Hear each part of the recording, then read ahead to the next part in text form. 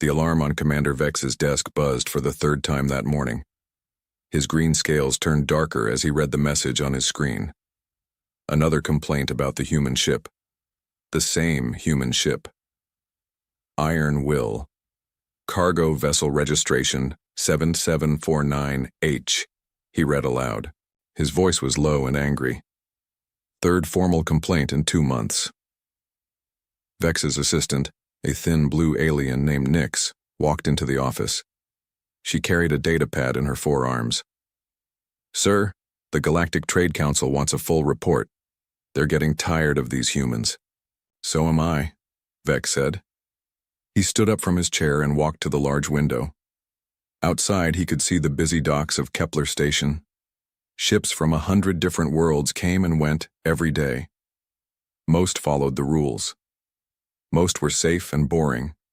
Then there were the humans. What happened this time? Vex asked. Nyx looked at her datapad. The Iron Will arrived 3 hours ago. Hull damage on the port side. Emergency life support running, and... She paused. And what? Sir, they appear to have weapons. Weapons that weren't there when they left. Vex turned around quickly. They built weapons during their cargo run? That's what the dock sensors show. Laser cannons mounted on their cargo arms. Some kind of missile system using their loading tubes. Vex felt his head start to hurt. This was exactly the kind of thing that got human ships banned from civilized space. Where's their captain now? Docking Bay 7. He's unloading cargo like nothing happened. Of course he is. Vex picked up his communication device. This is Commander Vex to Docking Bay 7. I want Captain Martinez in my office now. 20 minutes later, Captain Jake Martinez walked into Vex's office. He was a tall human with dark hair and calm eyes. His uniform was dirty and had burn marks on it. He looked tired but not worried. Commander? Jake said with a smile. Nice to see you again. Sit down, Martinez. Vex pointed to a chair. We need to talk. Jake sat down and looked around the office. New pictures of your family. That's nice. How are the kids? Don't try to be friendly, Vex said. You're in serious trouble again. What did we do wrong this time? Jake asked. He sounded genuinely confused. Vex picked up the complaint forms from his desk. Let's see. Unauthorized weapons installation. Hull modifications without permits. Use of emergency frequencies for non-emergency communication. Operating with damaged life support systems. He looked up at Jake. Should I continue? Well, Jake said slowly. I guess it sounds bad when you put it like that. It sounds bad because it is bad. Vex's scales turned almost black. These are serious violations, Martinez. The kind that get trading licenses revoked. Jake leaned forward in his chair. Can I explain what actually happened? Please do. Vex sat back and crossed his arms. We were carrying mining equipment to the outer rim. Standard cargo run. Everything was going fine until we hit the Vega system. Go on. Pirates, Jake said simply. 3 ships. Fast attack craft. They came out of nowhere. Vex frowned. There haven't been pirate reports in the Vega system for months. Well, there are now, Jake said. They disabled our main engines on the first pass. Knocked out our communications, too. We were sitting ducks. So what did you do? Jake smiled. We adapted. You adapted? My engineer, Lucy, she figured out how to reroute power from the cargo bay to the engines. Got us moving again, but barely. Then my gunner, Rick, he had this crazy idea about the loading arms. Vex felt his headache getting worse. What kind of idea? The pirates were small and fast, right? Hard to hit with normal weapons. But cargo loading arms? They're designed to grab big, heavy things. Rick figured if we could mount some mining lasers on them. You turned your cargo equipment into weapons. Pretty much, yeah. And the missile thing? That was just loading tubes shooting mining charges. Not very accurate, but loud enough to scare them off. Vex stared at Jake for a long moment. And the hull damage? One of them got a lucky shot before we scared them away. Nothing serious. Emergency patches held fine. Emergency patches, Vex repeated. On life support systems. Lucy knows what she's doing, Jake said. We never lost pressure. Air recycling worked the whole time. Vex stood up and walked to his window again. Below, he could see Jake's ship. The iron will looked like it had been through a war. Burn marks covered the hull. Strange metal patches were welded over holes. The cargo arms had clearly been modified with weapon mounts, but it was still flying, still working, still carrying cargo. Martinez, Vex said without turning around, do you understand why we have safety regulations? To keep people safe, Jake said. That's right, to keep people safe. These rules exist because space is dangerous. Equipment fails, people make mistakes. The regulations help prevent disasters. I understand that, Jake said. But what happens when following the rules gets you killed? Vex turned back to face Jake. What do you mean? If we had followed standard procedure, we would have shut down all non-essential systems and waited for help. The pirates would have boarded us, taken our cargo, and probably killed my crew. Jake's voice was calm but serious. Instead, we improvised. We adapted. We survived. You also broke a dozen safety laws. Better than being dead. Vex sat back down at his desk. He picked up his communication device and pressed a button. Nix, get me Inspector Kale at the Trade Council. Tell him it's urgent. Jake raised an eyebrow. Inspector? The Trade Council is sending someone to investigate your ship, Vex said. Inspector Kale specializes in safety violations. He's very thorough. When will he arrive? He's already here. Been waiting for 3 days to inspect human vessels. Vex looked at Jake with something that might have been sympathy.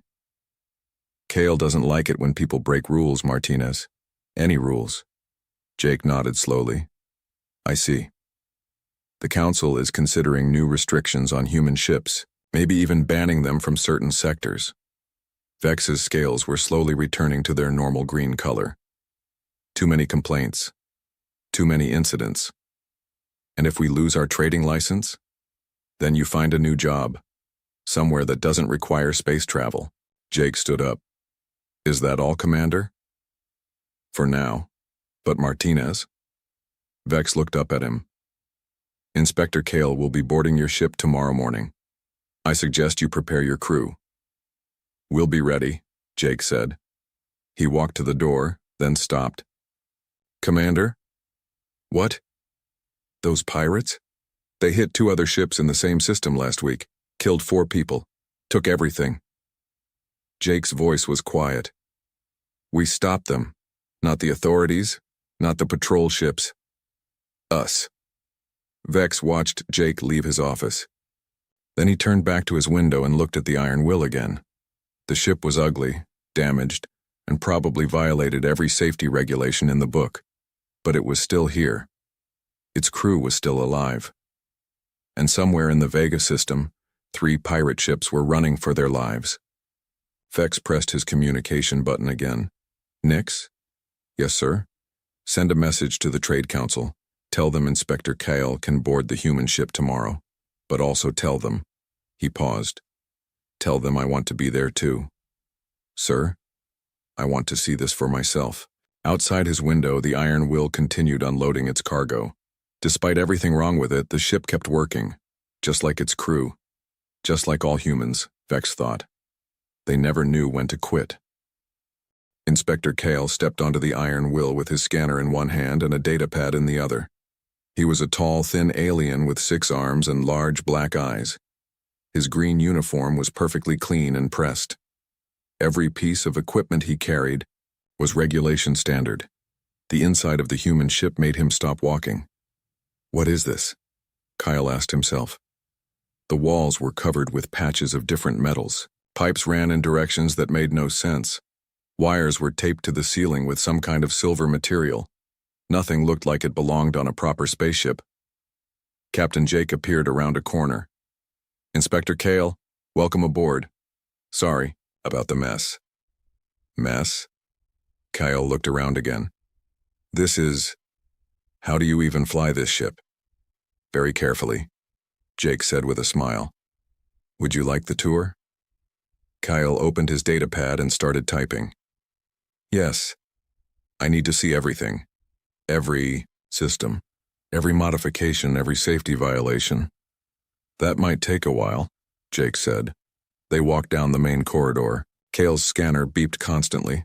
Every wall panel showed something wrong. Missing screws, non-standard materials, electrical systems that didn't match any known design. Here's the engine room, Jake said, opening a heavy door. Cale stepped inside and immediately wished he hadn't. The engine room looked like a disaster area. Parts from different ship types were welded together.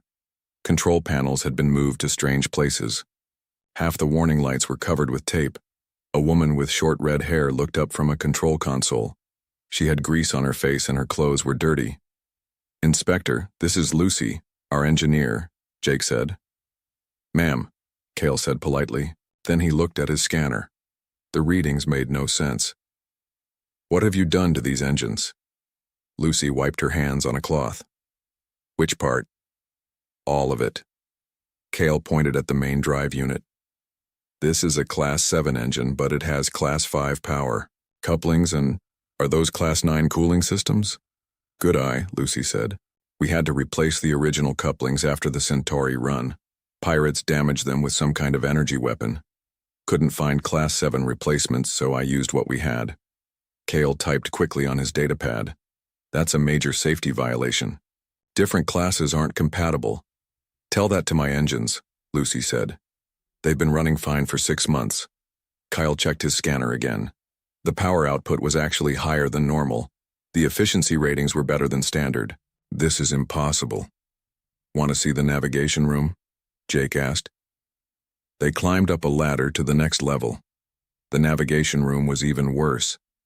The main control console had been completely rebuilt. Screens were mounted at odd angles. The star charts looked like they had been drawn by hand. A young man with dark hair sat at the pilot station. He was playing some kind of music while he worked. "Tom, our pilot," Jake said. "Tom, this is Inspector Cale." Tom turned around and smiled. "Hey there. How do you like our ship?" Cale didn't answer. He was staring at the navigation computer. "What is this system?" "Oh, that's my baby," Tom said proudly. "Standard navigation computers are too slow. They can only calculate one route at a time. Mine can run 50 different calculations at once." "That's not how navigation computers work," Cale said. "It is now." Tom turned back to his console. "Watch this." He typed something, and the screens filled with numbers and star charts. Different routes appeared and disappeared in seconds. The computer was calculating hyperspace jumps, asteroid field paths, and emergency routes all at the same time. "Impressive, right?" Tom said. "Saved our lives more times than I can count." Cale's scanner was beeping so fast it sounded like an alarm.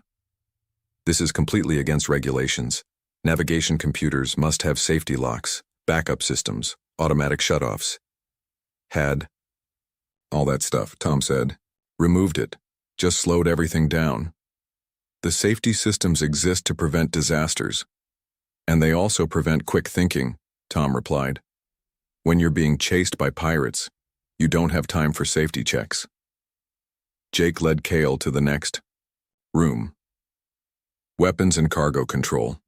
A large man with a beard looked up from a control panel. The room was filled with screens showing the outside of the ship. What Cale saw made him drop his datapad. "Those are mining lasers," Cale said slowly. "Yep," the man said. "I'm Rick, by the way. You've mounted mining equipment on cargo handling arms. Had to. We don't have a weapons license, so we can't carry military lasers. But mining equipment? That's just cargo." Rick grinned. "Smart, right?"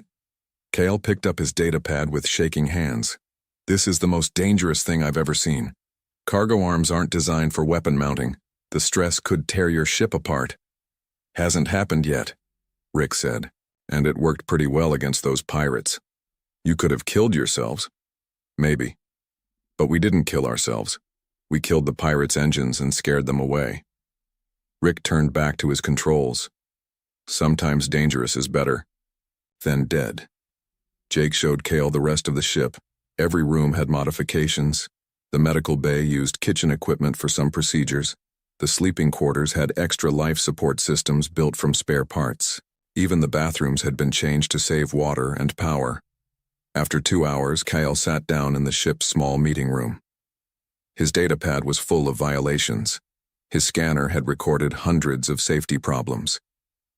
By all the rules he knew, this ship should not be able to fly. But it did fly. And according to the records, it had never missed a delivery. Never lost cargo, never lost crew members. Captain Martinez, Kyle said slowly. I need to ask you something. Sure. How many times has this ship almost been destroyed? Jake thought, for a moment. This year? Maybe 20 times. Last year was worse. 20 times? Space is dangerous, Inspector. Equipment fails. Pirates attack. Asteroid storms happen. Solar flares can kill you. If you follow all the safety rules, you spend most of your time hiding in safe systems. That's the point of safety rules. Maybe for some people. Jake sat down across from Cale. But we're cargo runners. We go to dangerous places because that's where people need supplies. Outer rim colonies, mining stations, research outposts. These places can't wait for safe deliveries. Cale looked at his datapad again. Page after page of violations. Inspector, Jake continued. Can I show you something? Jake pulled out his own datapad and showed Cale a list of deliveries. Medical supplies to Frontier Station during the plague outbreak. Emergency food to the Gamma 7 mining colony when their supply ship was destroyed. Replacement parts for the research station studying dangerous solar activity. What's your point? My point is that every one of these deliveries was dangerous. Other cargo ships wouldn't take the jobs. Too risky, they said. Against regulations. Jake put away his datapad. But people would have died without those supplies. Cale was quiet for a long time. Finally, he asked, Inspector, what happens if you report all these violations? The Trade Council will revoke your license. You'll be banned from carrying cargo. And the next time Frontier Station needs emergency medical supplies? Kyle didn't answer. The next time pirates attack a slow, regulation-standard cargo ship in the outer systems. Still no answer. Jake stood up. Inspector, I have a suggestion. What? Stay with us for our next cargo run. See how we actually work. Then decide if we're really dangerous. Cale looked around the strange, modified ship. Every instinct told him to write his report and recommend immediate shutdown. These humans were reckless, they broke every rule. But they were also alive, and effective, and brave. Where are you going next? Kyle asked. Gamma 7 mining colony, routine supply run. Cale closed his datapad. How routine? Jake smiled. With us? Nothing's ever routine. Against his better judgment, Inspector Cale decided to find out what that meant. The journey to Gamma 7 mining colony started peacefully. Inspector Cale sat in the observation deck watching the stars move past. The Iron Will was flying with a military escort ship called the Star Guardian. Everything seemed normal. See? Captain Jake said, sitting down next to Cale. Sometimes we have boring trips too. Cale was writing notes on his datapad. Your ship is maintaining proper distance from the escort. Following standard flight patterns, I'm almost impressed. Don't get too comfortable, Tom's voice came over the speaker system. We're entering the debris field around Gamma 7, through. The window, Kyle could see chunks of metal and rock floating in space. Old mining equipment, broken asteroids, and pieces of destroyed ships created a dangerous maze around the mining colony.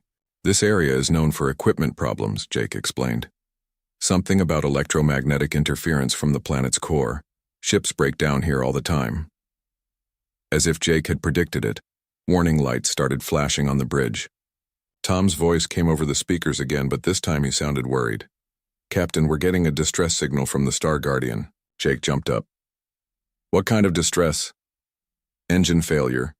Complete power loss. They're drifting into the debris field. Cale followed Jake to the bridge. On the main screen, they could see the military escort ship. It was dark and silent, slowly, spinning as it drifted toward a large chunk of twisted metal. How many people on board? Jake asked. 37, Tom replied. Full crew and some passengers. Rick looked up from his weapons console. Captain, we should call for help. There's a rescue station 6 hours away. 6 hours? Jake shook his head. They'll hit that debris in 2 hours, maybe less. Cale stepped forward. Captain, standard protocol says we should maintain safe distance and wait for proper rescue ships. We're a cargo vessel, not a rescue ship. Jake looked at the screen again. The Star Guardian was getting closer to the debris. Inspector, how long do you think their emergency life support will last? In a ship that size? Maybe 4 hours if they're lucky. And rescue is 6 hours away. Cale realized what Jake was thinking. No, Captain, no. You cannot attempt a rescue with a cargo ship. It's against every regulation in the book. Lucy, Jake called over the speaker. How are our engines? Running smooth, Captain, all systems green. Tom, can you plot a course through that debris field? Already working on it, Tom replied. It's going to be tight, but I think I can get us close. Rick, what do we have for rescue equipment? Standard emergency gear. But Captain... Rick paused. I've been looking at the Star Guardian. Their engines didn't just fail, something exploded, big hole in their engine section. Kyle felt his stomach drop. Explosion damage? That ship could break apart any moment. More reason to hurry, Jake said. He pressed a button on his chair. All hands, this is the captain. We're going to attempt a rescue of the Star Guardian. I know this isn't what we signed up for, but 37 people are going to die if we don't try. Lucy's voice came over the speaker. What do you need, Captain? Can you extend our shields around both ships? Not normally, no. But if we reroute power from the cargo bay and use some of the mining equipment... Lucy was quiet for a moment. Yeah, I think I can do it. Give me 10 minutes. Tom spoke up. Captain, I'll need manual control to get through this debris field. The autopilot won't be fast enough. Do it. Inspector Cale watched in amazement as the human crew went to work. This wasn't standard procedure. This wasn't safe. This was completely insane, and it was the most impressive thing he had ever seen. Lucy appeared on the bridge 5 minutes later. She was covered in grease and sweat. Power rerouting is done. I've connected our shield generators to 3 pieces of mining equipment. It should give us enough power to protect both ships. Should? Cale asked. Will, Lucy corrected. It will work. Tom was flying the ship manually now. His hands moved over the controls like he was playing music.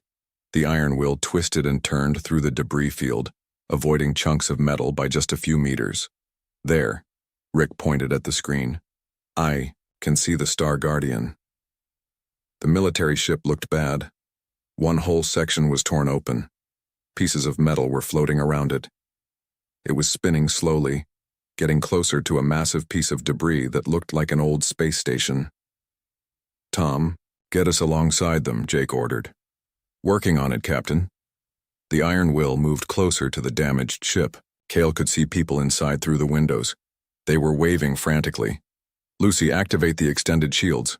Shields up. A blue glow surrounded both ships. The mining equipment that Lucy had connected to the shield system was making strange noises, but it was working. Rick, we need to get those people off their ship. What can we use? Rick looked at his controls. Captain, we have mining equipment in the cargo bay. Cutting tools, magnetic grapplers, construction drones. Construction drones? For building mining platforms. They're designed to work in space and carry heavy loads. Jake smiled. Can they carry people? Not designed for it, but... Rick thought for a moment.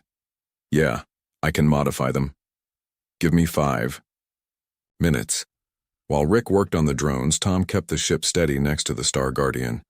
The debris field was still dangerous, and both ships were surrounded by floating metal. Lucy, Jake called. How are those shields holding? So far, so good. But Captain, we can't stay here long. The mining equipment isn't designed for this kind of power load. It's getting hot. Inspector Cale watched the crew work together.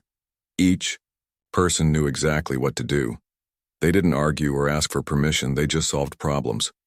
Drones are ready, Rick announced. I've got 6 construction drones modified for people transport. They can make 3 trips and get everyone off that ship. Do it. The next 30 minutes were the longest in Kyle's life.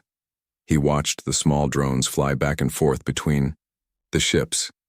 Each drone carried 3 or 4 people from the damaged military ship to the safety of the Iron Will. The extended shields flickered several times. The mining equipment was overheating.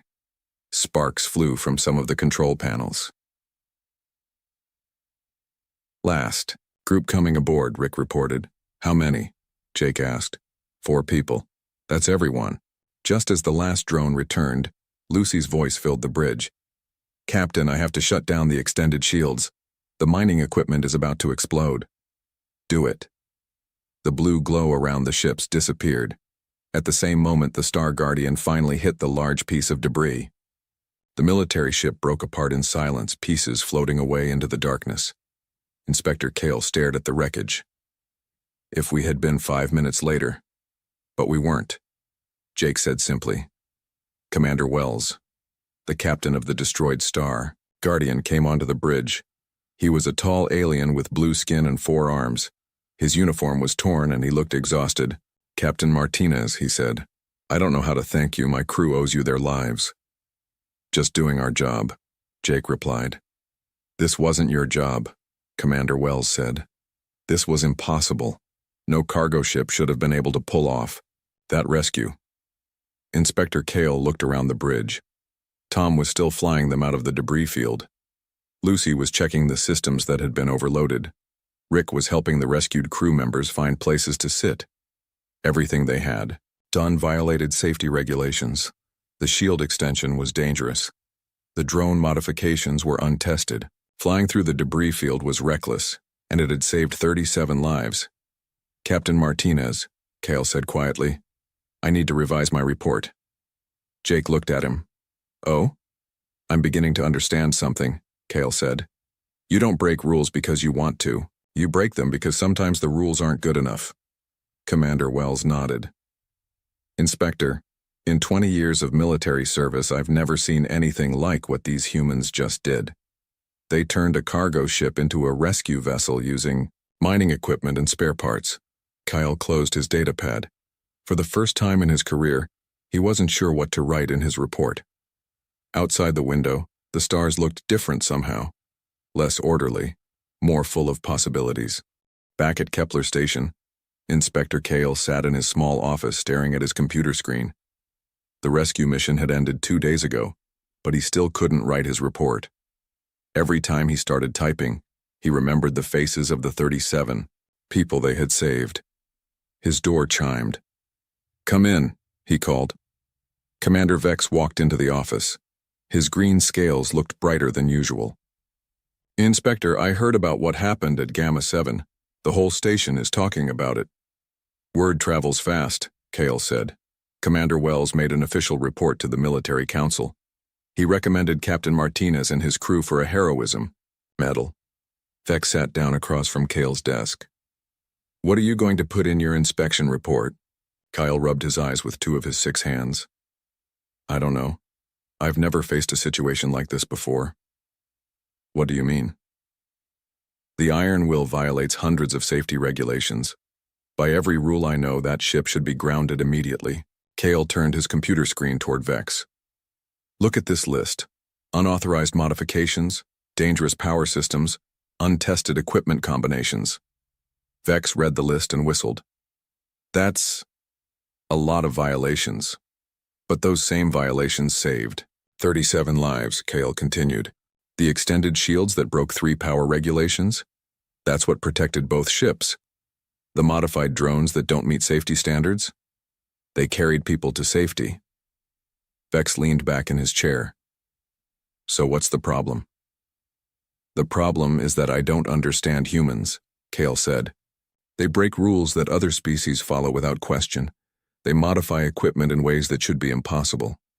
And somehow, it works. Maybe you should talk to other people who have worked with humans. Kyle looked up. That's not a bad idea. The next day, Cale walked through the station's main marketplace. He was looking for traders, pilots, and crew members who had experience with human ships. He found more than he expected. At a small cafe, he sat down with a trader named Fell. Fell was a cautious species known for following rules very carefully. His people never took risks. "You want to know about humans?" Fell asked, stirring his drink. "They're completely insane." "Insane how?" "Last year I was carrying medical supplies to the border colonies. Valuable stuff, but not dangerous, easy job." Fell shook his head. "Then we hit a solar storm, massive one. My ship's electronics started failing." "What did you do?" "Standard procedure. Found shelter behind an asteroid and waited for the storm to pass. But my life support was damaged. I had maybe 6 hours of air left, and the storm was going to last 2 days." Kyle leaned forward. "How did you survive?" "Human cargo ship appeared out of nowhere. The Mountain Runner, I think it was called. Their captain, a woman named Kate, offered to help." "What did she do?" Fell laughed, but it wasn't a happy sound. "She flew her ship directly into the solar storm. Said her shields could protect both of us if she got close enough. Used kitchen equipment to boost the power." "Kitchen equipment?" "Microwave ovens, food processors, even a coffee maker. Somehow she connected them all to her shield generators. It worked, but—" Fell shuddered. "We could have both been killed." "But you weren't." "No. She saved my life using cooking equipment and spare parts. When I asked her why she risked it, she just said it was the right thing to do." Kyle made notes on his data pad. "Did you report this incident?" "No," Fell admitted. "What would I say? That a human saved my life by breaking every safety rule in the book?" That afternoon, Kyle found another person to interview. Rex was a military officer from a warrior species. His people respected strength and courage above everything else. "Humans are annoying," Rex said, sitting in the station's military bar. "They never follow orders properly." "How so?" "I was commanding a patrol in the Outer Rim, 3 ships including 1 human cargo vessel. The Steel Wind, I think. We got a distress call from a research station under pirate attack." Rex drank from his large cup. "Standard military response is to call for backup and wait for proper support. The research station had good defenses. They could hold out for a few hours." "But the humans didn't wait?" "The human captain, a man named Dave, said the research station had children on board, families of the researchers. He said children couldn't wait for proper military procedure." "What did he do?" Rex's expression changed. Despite his complaints, Cale could see respect in the officer's eyes. "He modified his cargo ship into a fighting vessel in about 20 minutes, turned loading equipment into weapons, used emergency systems to boost his engines. Then he flew straight into the battle. Alone. We had to follow him. Couldn't let a civilian ship fight alone, even if he was being stupid." Rex finished his drink. "The pirates had 4 ships. We were outnumbered." "How did the battle go?" "The humans won it for us. Dave's modifications were crude but effective. His ship could do things that military vessels can't do. He flew patterns that would destroy a normal ship, used weapons combinations that shouldn't work." Rex stood up to leave. "We saved the research station. All the children survived.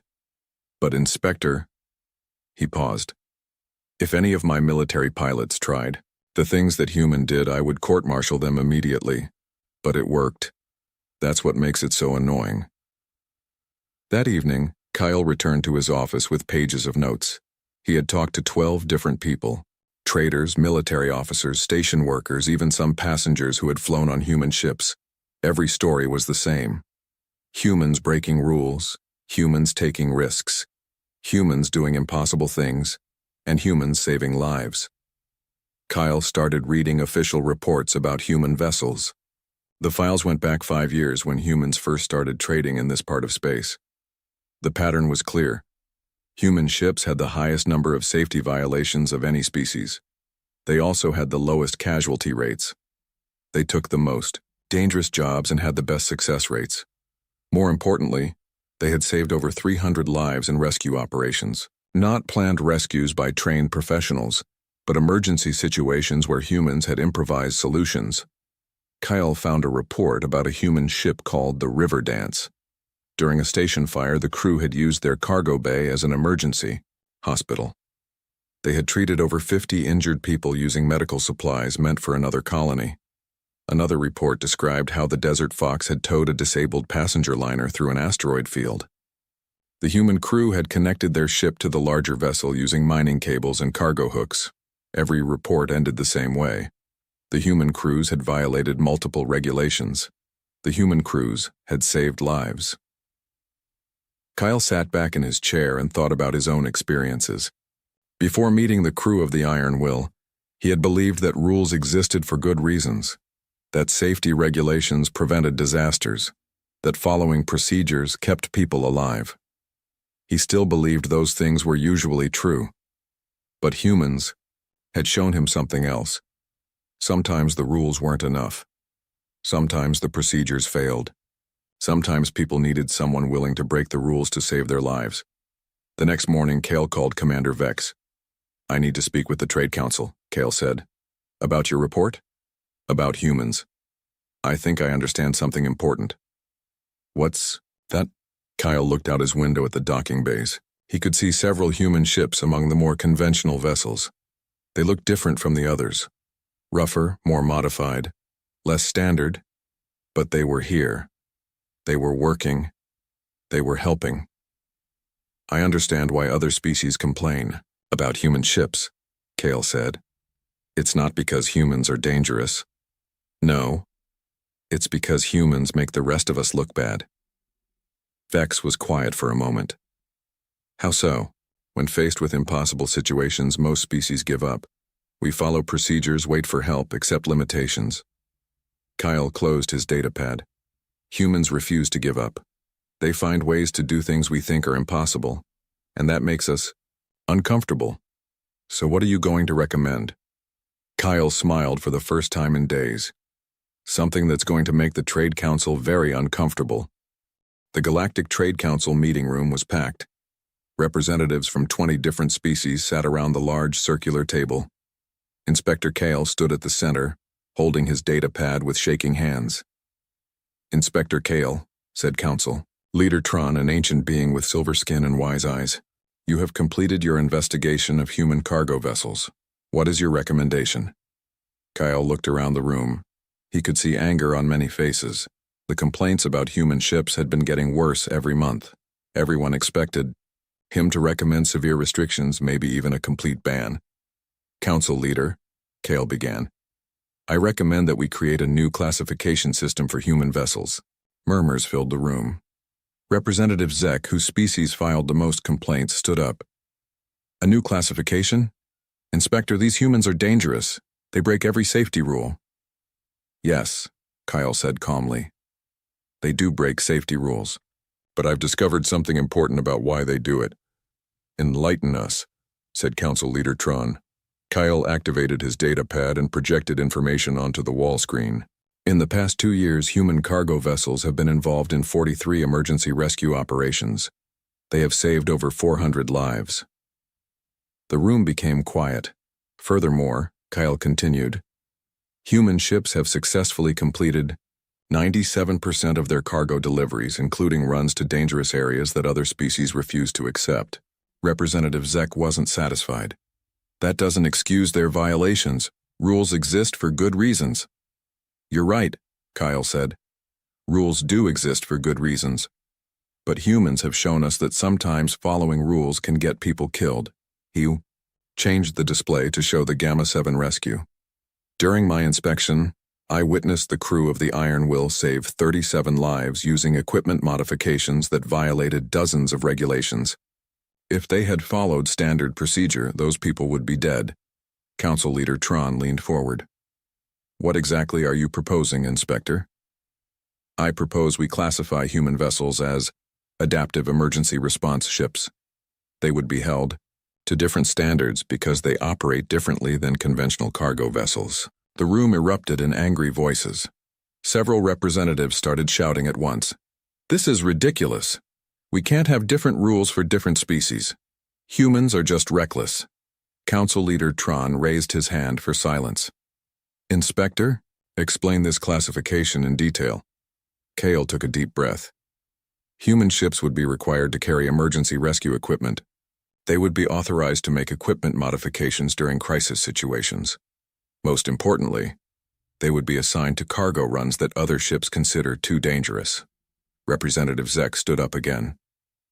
You want to reward them for breaking rules? I want to use their abilities properly, Kale replied. Instead of complaining about human adaptability, we should use it to help people. This is insane, muttered another representative. Council Leader Tron was quiet for a long moment. Finally, he spoke. Inspector, your proposal is unusual.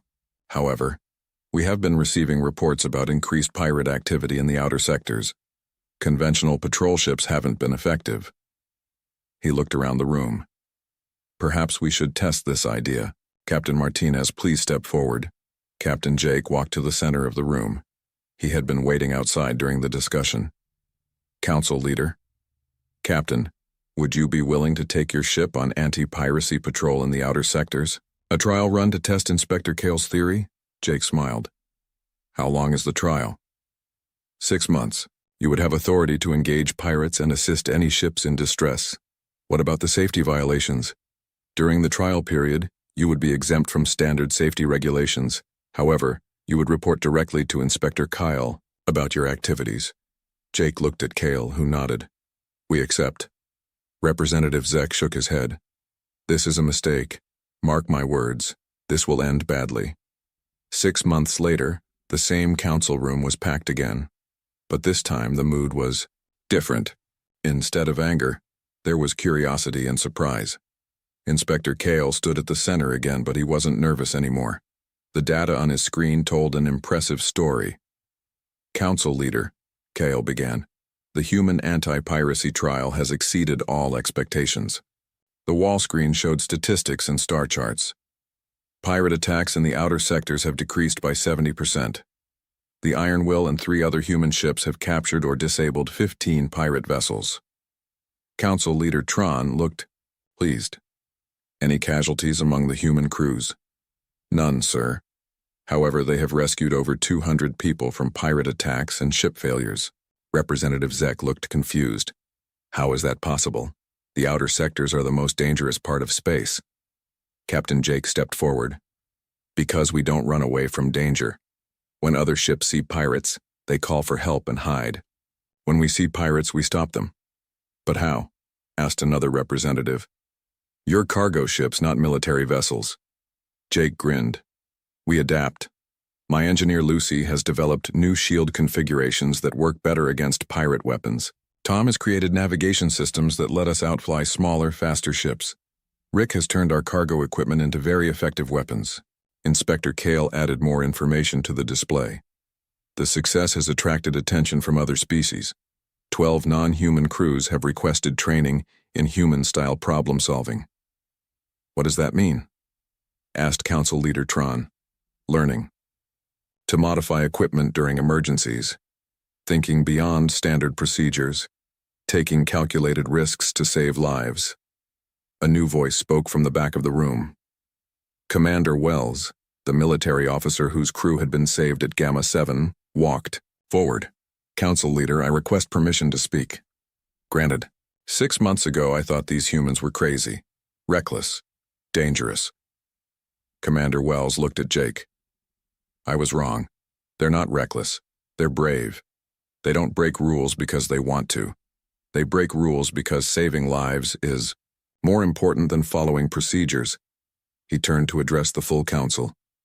I recommend making the human classification permanent. More than that, I recommend expanding it. Council Leader Tron raised an eyebrow. Expanding it how? Create a mixed-species rapid response fleet. Human ships as the core, but with volunteers from other species who want to learn their methods. Representative Zek finally stood up, but his tone was different now.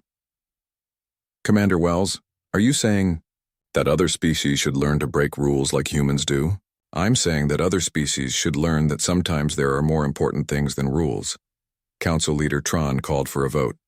All in favor of making the Adaptive Emergency Response classification permanent? 18 hands went up. Only 2 voted against. All in favor of creating a mixed-species rapid response fleet? 16 hands went up. Motion carried, Council Leader Tron announced. Inspector Kale, you will oversee the formation of this new fleet. Captain Martinez. Congratulations. You are now officially appointed as Fleet Commander of Rapid Response Operations. Jake looked surprised. Fleet Commander? You'll need a bigger ship, Kyle said with a smile. 1 year later, Inspector Kyle stood on the bridge of the New Horizons, a massive mobile command station built from a derelict space station and human ingenuity.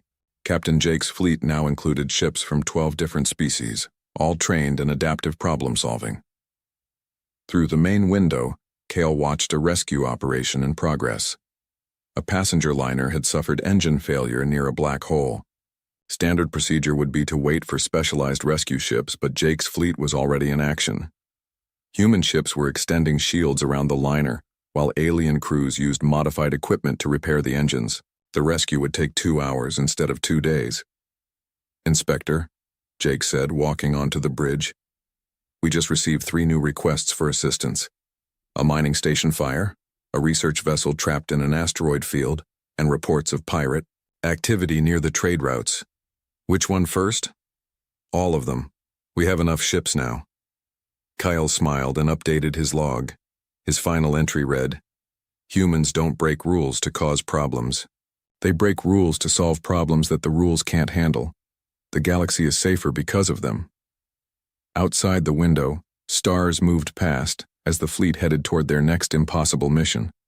And somewhere in space, people who would have died were now going to live, because humans had refused to accept that saving them was impossible. The deep space research ship Aurora drifted silently through the void, its sensors scanning the darkness for signs of life. Dr. Marcus Kane sat at his workstation, studying readings from a nearby star system. His coffee had gone cold hours ago, but he didn't notice. The data was too interesting. Computer run analysis on Sector 7 Alpha, Marcus said, pushing his dark hair back from his tired eyes. The ship's AI responded in its calm voice. Analysis complete. Detecting unusual mineral signatures on the 3rd planet. Recommend closer investigation. Marcus smiled. This was why he loved deep space research. Every day brought new discoveries. Earth's government had sent him out here to map unknown regions of space looking for resources and potential colony worlds. It was lonely work, but Marcus preferred it that way. He was about to change course when his ship's alarm started screaming. Warning. Unknown vessels approaching. Warning. Unknown vessels approaching. Marcus jumped up and ran to the main display. 3 large ships were coming toward him fast. They looked nothing like human designs, all sharp angles and dark metal, with strange symbols painted on their hulls. Computer, try to contact them, Marcus ordered, his heart racing. No response. To standard greeting protocols, the AI replied. The ships were getting closer. Marcus could see weapon ports opening along their sides. His small research vessel had no weapons, only basic shields for asteroid protection. Computer, maximum speed. Get us out of here. The Aurora turned and started to flee, but the alien ships were much faster. Within minutes, they had surrounded him. Energy beams shot out from the lead ship, hitting his shields. The lights flickered as power systems struggled. Shields at 30%, the computer announced. Marcus gripped his chair as another blast rocked the ship. He had trained for this possibility, but he had never expected it to actually happen. First contact with hostile aliens was supposed to be handled by the military, not lone researchers. The aliens fired again. This time the beams were different. Instead of trying to destroy his ship, they seemed to be draining its power. The lights went out completely. All systems offline, the computer said, its voice growing weak. Life support switching to emergency power. Marcus heard strange sounds coming from outside his ship, metal scraping against metal. They were boarding him. He ran to his emergency locker and pulled out a plasma pistol and a knife. It wasn't much, but it was better than nothing. Marcus had served in Earth's military before becoming a scientist. He knew how to fight. The airlock door exploded inward. Smoke filled the corridor as shapes moved through it. Marcus got his first look at the aliens who had captured him. They were tall and reptilian, with rough green scales covering their bodies. Their faces were long and narrow, with bright yellow eyes and sharp teeth. They wore black armor and carried energy weapons that hummed with power. The first alien through the door spotted Marcus and raised its weapon. Marcus was faster. His plasma bolt caught the creature in the chest, sending it crashing backward into its friends. "Human shows aggression," one of them hissed in accented English. "Interesting." More aliens poured through the breach. Marcus fought hard, using the narrow corridors of his ship to his advantage. He shot 2 more aliens and stabbed a third with his knife before they managed to corner him. One alien, larger than the others with golden markings on its armor, stepped forward. This one seemed to be their leader. "I am Captain Threx of the Vorthon Raiders," it said, studying Marcus with cold yellow eyes. "You fight well for prey." "I'm not your prey," Marcus snarled, still holding his knife. Threx laughed, a sound like grinding metal. "All species are prey to the Vorthons, but you are different. Most creatures surrender when they see us. You fought back. You killed my warriors." The other aliens raised their weapons, angry at the death of their comrades. But Threx held up a clawed hand to stop them. "No. This one is valuable. Look at him." Threx walked around Marcus like he was examining an animal. Strong muscles, quick reflexes, intelligent eyes, and from a species we have never seen before. "What do you want?" Marcus demanded. "We are slavers," Threx said simply. "We capture rare specimens and sell them to the highest bidder. Usually, we take dozens of weak creatures from peaceful worlds, but you might be worth more than all of them combined." One of the other aliens stepped forward. "Captain, it killed Vex and Gorth. We should execute it for that." Threx's eyes never left Marcus. "No, Crawl, think bigger. When did we last see a creature fight so fiercely? When did we last capture something that could kill trained Vorthan warriors with primitive weapons?" Marcus felt a chill run down his spine. He was starting to understand what they were planning. "The Grand Nexus auction is in 2 cycles," Threx continued. "Collectors pay enormous sums for unique specimens. But a warrior from an unknown species? A predator that shows no fear?" The alien captain's teeth gleamed. "That would break every record in galactic history." Threx nodded to his warriors. "Sedate it, but be careful. I want it alive and healthy." Marcus tried to fight as they grabbed him, but there were too many. He felt a sharp pain in his neck as someone injected him with something. The world started to spin. "Wait," he gasped, fighting to stay conscious. "My ship, the data, will be examined," Threx said. "We want to know everything about your species and your world. The buyers will pay extra for complete information." As the drugs took effect, Marcus heard Threx giving orders to his crew. "Search everything, copy all data files. I want to know where this creature came from and if there are more like it." Marcus tried to speak, tried to warn them that Earth would come looking for him, but his tongue wouldn't work. The sedative was too strong. The last thing he saw before losing consciousness was Threx standing over him, yellow eyes gleaming with greed. "Yes," the alien captain hissed. "The Grand Nexus auction will remember this day, the day we brought them the most dangerous prize in the galaxy." Marcus's world went dark as the Vorthan ship jumped to hyperspace, carrying him away from everything he had ever known. Behind them, the empty hull of the Aurora drifted in space, its emergency beacon flashing uselessly in the void. The hunt for Earth's missing scientist had begun, but Marcus didn't know it yet. All he knew was that he was now a prisoner, being taken to some alien auction house where he would be sold like a piece of property. But the Vorthans had made one critical mistake. They thought they had captured a helpless human. They had no idea what humans were truly capable of when pushed to their limits. Marcus woke up slowly, his head pounding from the alien drugs. The first thing he noticed was the cold. The second was the smell, a mix of chemicals, fear, and something he couldn't identify. He was lying on a hard metal floor inside a small cage. Energy bars hummed across the front, creating a wall of blue light. Beyond the bars, he could see a long corridor lined with similar cages. "Finally awake, are we?" Marcus turned toward the voice. In the cage next to his sat an old alien with wrinkled gray skin and kind eyes.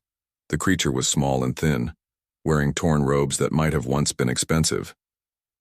"Where am I?" Marcus asked, sitting up slowly. "Keith Prime Station," the old alien replied. "Welcome to the most famous auction house in the galaxy. My name is Cole. I used to be a trader before I ended up here." Marcus looked around more carefully. The corridor stretched far in both directions, filled with cages holding dozens of different alien species. Some looked peaceful, others dangerous. All looked scared. "How long was I unconscious?" 3 days, Cole said. "The Vorthans who brought you have been very busy. They've been talking to everyone, spreading word about their special prize." "Special prize?" Cole's eyes twinkled. "You, my friend. They're calling you the apex predator from a death world. Half the station is talking about the human who killed 3 Vorthon warriors with primitive weapons." Marcus felt a chill. "Death world?" "Oh yes." Cole nodded. "They analyze data from your ship. According to them, your planet is one of the most dangerous worlds they've ever heard of. High gravity, extreme weather, poisonous atmosphere, and predators everywhere." Marcus almost laughed. Earth seemed normal to him, but he supposed it might look frightening to aliens from safer worlds. "What kind of auction is this?" Marcus asked. Cole's expression grew serious. "The Grand Nexus auction happens once every solar cycle. Buyers come from across the galaxy. Crime lords, collectors, governments, anyone with enough credits. They buy rare specimens, unique technology, exotic materials. And people," Marcus said bitterly. "Unfortunately, yes. Though usually not people like you. Most slaves here are from peaceful species. But you..." Cole shook his head. "I've been coming to these auctions for 50 years, as a buyer and now as merchandise. I've never seen so much interest in a single item." Over the next few hours, Marcus learned more about his situation. Guards walked past regularly, different alien species working for the auction house. They all stared at him with a mixture of fear and curiosity. The other prisoners told him stories they had heard from the guards. 3 major bidders were already preparing for his auction. "The Galactic Hegemony wants you for their military," whispered a bird-like alien from across the corridor. "They think one human could train their soldiers to be better fighters." A slug-like creature added, "Crime boss Vila Rex wants you for her gladiator rings. She's never had a fighter from a death world before." "And Lord Thane," Cole said quietly. "Nobody knows what he wants. He's a mystery collector. Buys the strangest items and then they disappear forever." Marcus spent his time carefully studying the station's layout. Every time guards passed, he memorized their routines. When maintenance workers came to clean, he watched how they accessed different systems. The energy bars on his cage were controlled by a panel near the ceiling. The lock was electronic, but Marcus had noticed that during feeding time they temporarily reduced the power to slide food through a small opening. "What are you planning?" Cole asked, watching Marcus examine the ceiling. "Nothing yet," Marcus replied. "Just learning." But that wasn't entirely true. Marcus's military training was kicking in. He was already thinking of escape routes, weapon possibilities, and ways to help the other prisoners. On his second day in the cage, something interesting happened. A maintenance worker came to repair a broken light in the corridor. The alien was small and nervous, constantly looking over his shoulder. When the worker passed Marcus's cage, he dropped his tools. As he bent to pick them up, he whispered quickly, "Not all of us agree with slavery. Some of us are watching. Be ready." The worker left before Marcus could respond, but the message was clear. He had potential allies on the station. That evening, Marcus used his knowledge of electronics to make something useful. He had torn small pieces of metal from his cage and combined them with threads from his clothing. Working in the dark while the guards were away, he created a simple communication device. "Impressive," Cole said, watching Marcus work. "Most species would just sit and wait for rescue." "Humans don't wait," Marcus replied. "We make our own opportunities." The device was crude, but it worked. Marcus managed to tap into the station's communication system and listened to conversations between guards and auction officials. What he heard made his blood run cold. "The bidding will start at 5 million credits," one official was saying. "But We expect it to go much higher. The hegemony has authorized up to 20 million. Vila Rex claims she'll pay 30 million. What about Lord Thane? Another voice asked. He hasn't set a limit. His representative just said, whatever it takes. Marcus shared this information with the other prisoners. Many of them had been captured from peaceful worlds and had never heard of such high prices. 5 million credits could buy a small starship. One prisoner whispered. 30 million could buy an entire moon, added another. But Marcus wasn't thinking about the money. He was thinking about what it meant. If these aliens were willing to pay such enormous sums for one human, what would they do when they learned about Earth's billions of people? On his third day, guards came to prepare him for the auction. They gave him new clothes, simple but clean, and checked his health with medical scanners. Perfect specimen, one guard noted. Strong vital signs, excellent reflexes, high intelligence. Readings. Captain Threx appeared, looking pleased with himself. Tomorrow is the big day, human. You're going to make me very rich. What happens to the others? Marcus asked, nodding toward his fellow prisoners. Threx shrugged. They get sold too, but for much less. You're the star of this auction.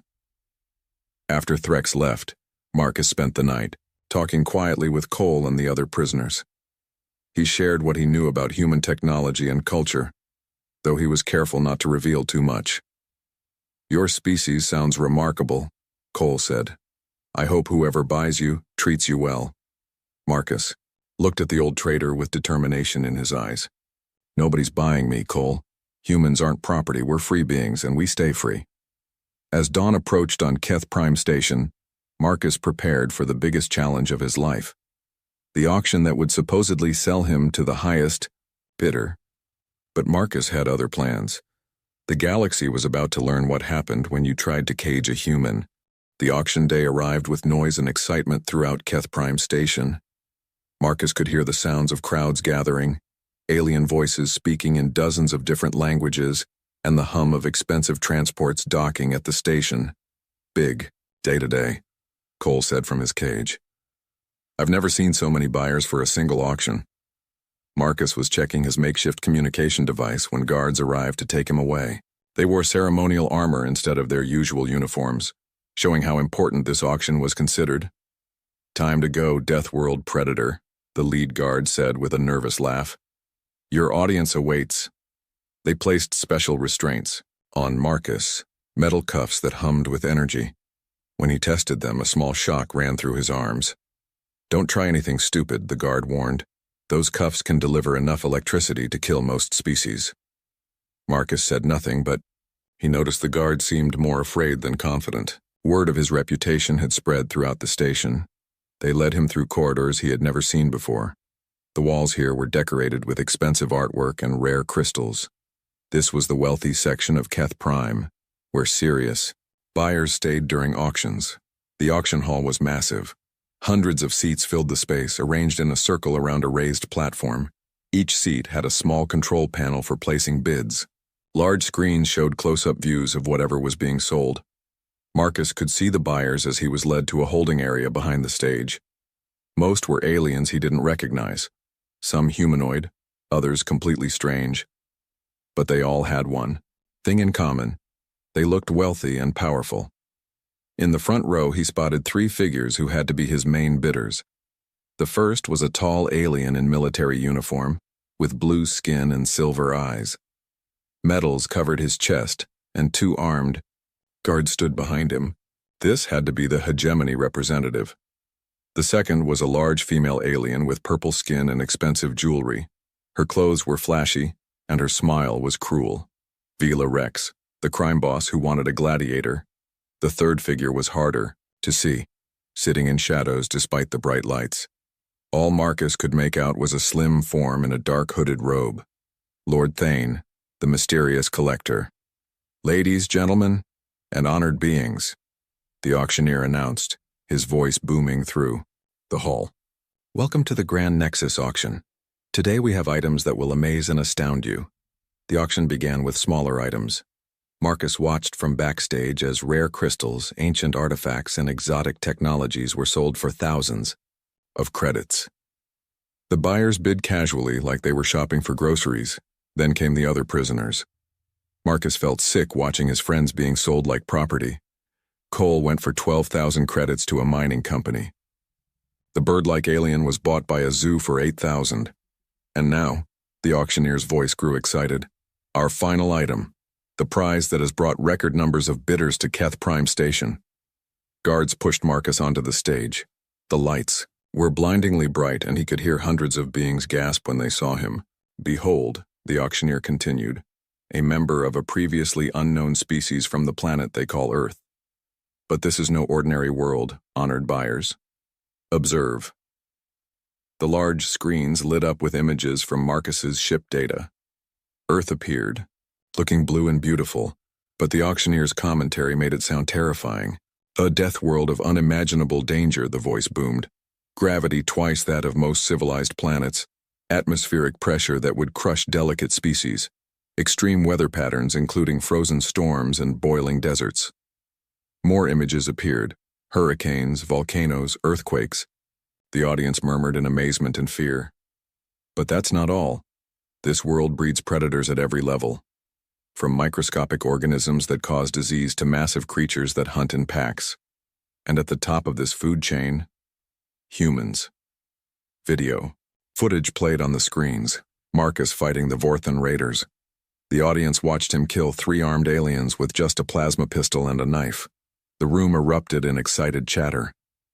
This specimen killed experienced Vorthan warriors, the auctioneer announced. Warriors who have conquered dozens of worlds, yet this human defeated them with primitive weapons and tactical thinking. Marcus stood straight on the platform, refusing to show fear. He stared directly at the 3 main bidders, letting them see the intelligence in his eyes. Bidding will start at 5 million credits, the auctioneer declared. The hegemony representative immediately pressed his button. 5 million. Vila Rex smiled and bid 6 million. Then 7. Then 8. Lord Thane remained still in the shadows, not bidding yet. The price climbed quickly. 10 million, 15 million, 20 million. Each bid brought gasps from the smaller buyers, who had never seen such amounts. At 25 million, only the 3 main bidders remained. The hegemony representative was sweating blue liquid. Vila Rex's smile had become strained. 30 million, Vila Rex announced loudly. The hegemony representative hesitated, then shook his head and sat back. He was out. 35 million, came a quiet voice from the shadows. Lord Thane had finally entered the bidding. Vila Rex's eyes widened. 40 million.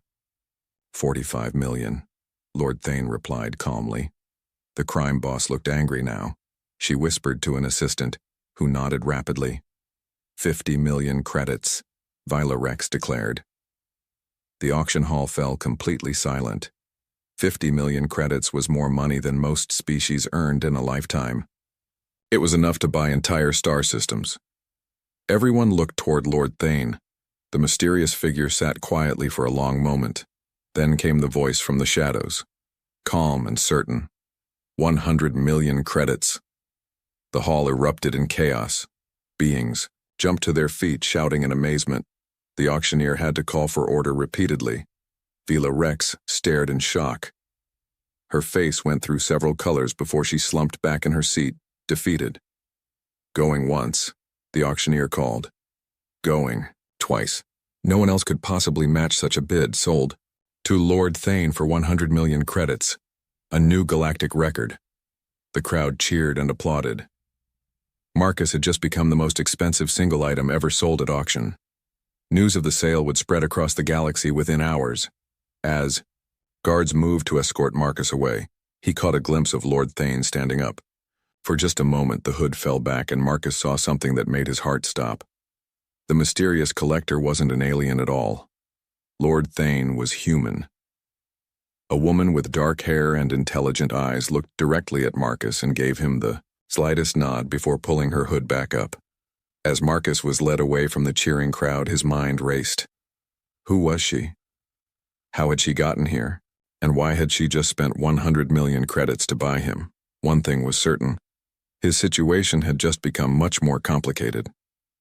Behind them, the auction hall buzzed with excitement. No one would forget the day a single human had sold for more money than anyone thought possible, but they had no idea that this was just the beginning. Marcus was escorted to a luxury transport ship docked at Keth Prime's VIP section. The vessel was unlike anything he had ever seen. Sleek black metal with smooth curves and no visible weapons. It looked expensive and mysterious, just like its owner. The guards removed his restraints once they were inside the ship. Marcus rubbed his wrists, feeling the blood flow return to his hands. The interior was decorated with art and furniture from dozens of different worlds. Whoever Lord Thane was, they had excellent taste and unlimited money. "This way, please," said a guard who looked more like a butler than a warrior. "Lord Thane is waiting in the main cabin." Marcus followed the butler through corridors lined with rare books and strange artifacts. He was still trying to process what he had seen at the auction. A human woman had somehow infiltrated galactic society and become wealthy enough to spend 100 million credits. The main cabin was enormous, with floor-to-ceiling windows showing the stars outside. Comfortable chairs surrounded a large table covered with documents and data pads. And there, removing her dark hood, was the woman who had bought him. She was tall and elegant, with short black hair and sharp green eyes. Her age was hard to guess. She could have been 30 or 50. She wore simple but expensive clothes that looked both human and alien at the same time. "Dr. Marcus Kane," she said with a slight smile. "Please sit down. We have a lot to discuss." Marcus remained standing. "Who are you? How do you know my name?" "My name is Elena Cross. I'm a diplomat and intelligence officer for the Earth government, and I've been waiting a long time to meet you." Marcus stared at her. "That's impossible. Earth doesn't have contact with alien civilizations. We're not even sure they exist." Elena laughed softly. "That's what most people on Earth believe, but it's not true. We've known about galactic civilization for over 20 years. She gestured to the chairs again. "Please sit. This will take some time to explain." Marcus slowly sat down, his mind spinning with questions. Elena poured 2 cups of what looked like coffee from a pot on the table. "Real Earth coffee," she said, noting his surprised expression. "I have it imported through very discreet channels." The coffee was perfect, exactly how Marcus liked it. That small taste of home made everything feel even more surreal. "In 2005, Elena began, our deep space probes detected signs of advanced civilization. Radio signals, energy signatures, ships moving between star systems. We realized we weren't alone in the universe." Marcus listened carefully as Elena told her story. The Earth government formed a secret department to study galactic civilization and prepare for eventual contact. We learned alien languages, studied their technology, and began sending people out into space. "People like you," Marcus said. Elena nodded. "I was one of the first. We used stolen alien technology to modify our appearances and infiltrate different societies. I've been living in the galaxy for 15 years, building the identity of Lord Thane." Marcus looked around the luxury cabin. "You've done well for yourself." "Intelligence work pays well when you're good at it," Elena said with a smile. "I've been gathering information about galactic politics, military capabilities, trade routes, and technology. Everything Earth will need when we make official contact." "Why haven't we made contact already?" Elena's expression grew serious. "Because we learned something important about galactic civilization. They don't respect weak species. Planets that make contact from a position of weakness often end up as colonies or slave worlds." Marcus thought about the auction, about watching sentient beings sold like property. Like what almost happened to me. Exactly. When your ship was captured, it created a problem and an opportunity. The problem was that your capture would eventually lead the aliens to Earth. But the opportunity, Elena smiled. The opportunity was to show the galaxy what humans are really capable of. She activated a holographic display above the table. It showed news reports from across the galaxy, all talking about the record-breaking auction. "Death. World predator sells for historic price," Elena read from one headline. "Unknown species proves most dangerous in galaxy," says another. "Your auction has made humans famous throughout known space." Marcus watched the news reports with growing amazement. Aliens across the galaxy were talking about humans, speculating about Earth, and wondering what other dangerous creatures might come from their world. But there's more, Elena continued. She activated another display, this one showing star charts. We're not alone out here, Marcus. There are 12 other humans working throughout the galaxy in various roles. The chart showed positions of human agents on different worlds and space stations. Some were traders, others were mercenaries, a few were even working for alien governments. Agent Walker is a military advisor to the Centauri Republic. Agent Brown runs a successful trading company in the Outer Rim. Agent Johnson is a gladiator, champion on 3 different worlds. Marcus stared at the chart. How long have you been planning this? 20 years of preparation, Elena said. We've been slowly building a network, gathering intelligence, and waiting for the right moment to reveal ourselves. And my capture provided that moment? Elena nodded. Your auction has given us something we could never have created ourselves: fear and respect. Half the galaxy now believes humans are unstoppable warriors from a nightmare world. The other half is curious about these mysterious newcomers. She stood and walked to the window, looking out at the stars. Fear and curiosity are much better than pity or contempt. When Earth makes official contact, it will be as equals, not as primitives begging for acceptance. Marcus joined her at the window. What happens now? Now we use the attention your auction created. Tomorrow we send a message to the entire galaxy. We reveal Earth's location, but we also reveal Earth's strength. Elena activated another display, this one showing images of Earth's cities, spaceships, and military forces. Marcus was amazed to see technology he had never known existed. We've been busy while our agents gathered intelligence, Elena explained. Earth has developed faster than light travel, energy weapons, and defensive systems. We're not the primitive world the galaxy thinks we are. Marcus looked at the images of Earth's secret space fleet. How did you keep this hidden? Very carefully. The public knows about space exploration and research, but not about military preparation or alien contact. That will change soon. Elena turned back to Marcus. Your escape from captivity wasn't an accident, Dr. Kane. It was the opening move in Earth's introduction to galactic politics. Marcus realized the full scope of what he was hearing. You're starting a war? No, Elena said firmly. We're preventing one. By showing strength instead of weakness, we're ensuring that Earth will be respected rather than conquered. As the ship jumped to hyperspace, carrying them toward their next destination, Marcus understood that his capture had been just the beginning. The galaxy had bought what they thought was a single dangerous human. They were about to discover they had awakened an entire dangerous species. Elena's ship arrived at a hidden station in the outer reaches of space. Marcus had never seen anything like it. A massive facility built inside a hollowed-out asteroid, completely invisible to normal sensors. Welcome to Station Alpha, Elena said as they docked. Earth's first deep space outpost. The station was bustling with activity. Marcus saw dozens of humans working alongside advanced computers and communication equipment.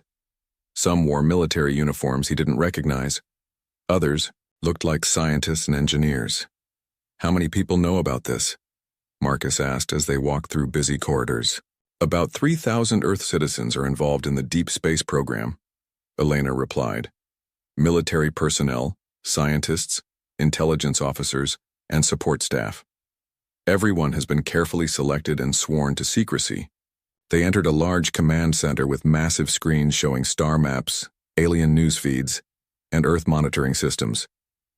At the center sat a communication array that could reach every corner of the galaxy. Commander Cross, a young officer, approached them. All systems are ready. We're receiving confirmation from our agents throughout the galaxy. Elena nodded. Excellent. Marcus, I'd like you to meet Captain David Miller, our communications chief. Marcus shook hands with the captain. How long have you been out here? 5 years, Miller replied. Best assignment I've ever had. We're making history every day. Elena led Marcus to the main control station. Marcus, Your auction yesterday has created exactly the situation we needed. Every major government news organization and military force in the galaxy is talking about humans. She activated the main screen, showing news reports from dozens of different worlds. The headlines were impressive. Death World species breaks auction records. Military experts study human combat footage. Traders rush to locate human homeworld. Some species are afraid of us, Elena continued. Others are curious. A few are already trying to find Earth to establish trade relationships. This is our moment. Marcus watched the alien news reports with fascination. What exactly are we going to tell them? Elena smiled. The truth, but presented in a way that ensures Earth's safety and independence. She gestured to Captain Miller, who began activating the communication systems. Screens around the command center lit up with technical data and transmission frequencies. We're going to broadcast simultaneously to every major communication network in the galaxy, Elena explained. News stations, government channels, military frequencies, even entertainment networks. Everyone will hear our message at the same time. Marcus felt nervous excitement building in his chest. This was the moment when Earth would announce itself to the galaxy. Marcus, Elena said, turning to him, I want you to deliver part of the message. The galaxy needs to see that you're not just a captured specimen, but a representative of your species. What should I say? Elena handed him a data pad with prepared remarks. Read through this, but speak in your own words. Let them see the intelligence and strength that made you so valuable at auction. Marcus studied the notes while Elena and her team made final preparations. Around the command center, technicians checked equipment and monitored alien communication networks. All stations report ready, Captain Miller announced. We have clear channels to over 10,000 worlds and space stations. Elena took her position in front of the main camera. She had changed into a formal military uniform with Earth insignia. Marcus stood beside her, wearing clean civilian clothes that had been provided by the station. Begin transmission, Elena ordered. The camera activated, and Marcus knew they were now broadcasting to billions of alien beings across the galaxy. Citizens of the galactic community, Elena began, her voice clear and confident. I am Commander Elena Cross of the Earth Defense Force. Yesterday, you witnessed the auction of what you believed was a captured specimen from an unknown world. She paused, letting the significance of her words sink in across the galaxy. That specimen was Dr. Marcus Kane, a respected scientist and citizen of Earth. He was not a primitive creature to be bought and sold.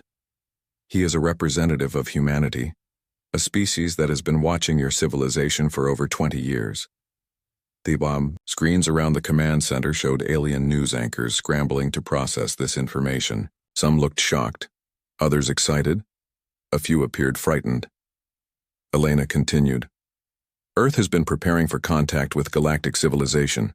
We have studied your languages, your cultures, your technologies, and your politics. We come to you not as supplicants seeking guidance, but as equals ready to take our place among the stars. Now it was Marcus's turn. He stepped forward, looking directly into the camera. My name is Marcus Kane, he said firmly. I was captured while conducting peaceful research, but I was never broken. Humans do not surrender. We do not accept slavery. We protect ourselves and our friends. Behind them, the screens showed images of Earth, not the death world portrayed at the auction, but a beautiful planet with thriving cities and advanced technology. Earth is home to 7 billion humans, Marcus continued. We have developed faster-than-light travel, advanced manufacturing, and defensive capabilities. We offer friendship to those who respect us, and we promise swift consequences to those who threaten us. Elena stepped forward again. As of today, Earth claims its rightful place in galactic civilization. We demand full recognition as a sovereign species with all associated rights and protections. The images behind them changed to show Earth's space fleet, dozens of sleek warships armed with advanced weapons. Marcus was amazed to see technology that rivaled anything the Vorthans or other species possessed. To those who would be our friends, Elena said, we offer trade, knowledge, and cooperation. To those who would be our enemies, we offer this warning. Humanity has never lost a war when our survival was at stake. The broadcast showed footage of human agents throughout the galaxy, the traitors, advisors, and warriors who had been secretly working for years. The message was clear. Humans were already established throughout galactic civilization. "This concludes our first official communication," Elena said. "Earth will establish diplomatic relations with any government that recognizes our sovereignty. Trade negotiations will begin immediately with interested parties." Marcus stepped forward for the final words. "The galaxy has underestimated humanity for the last time. We are not specimens to be collected or slaves to be sold. We are humans, and we are free." The transmission ended, but the command center remained busy as reports poured in from across the galaxy. Alien governments were calling emergency sessions. Military forces were reassessing their capabilities. Trade organizations were calculating the economic impact of a new spacefaring species. "How do you think they'll respond?"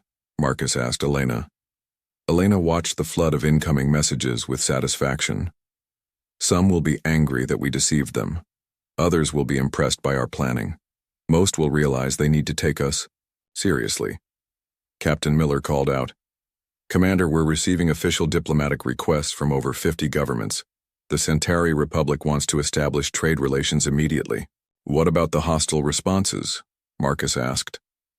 3 minor warlords have made threats," Miller reported, "but the major powers are all requesting peaceful contact."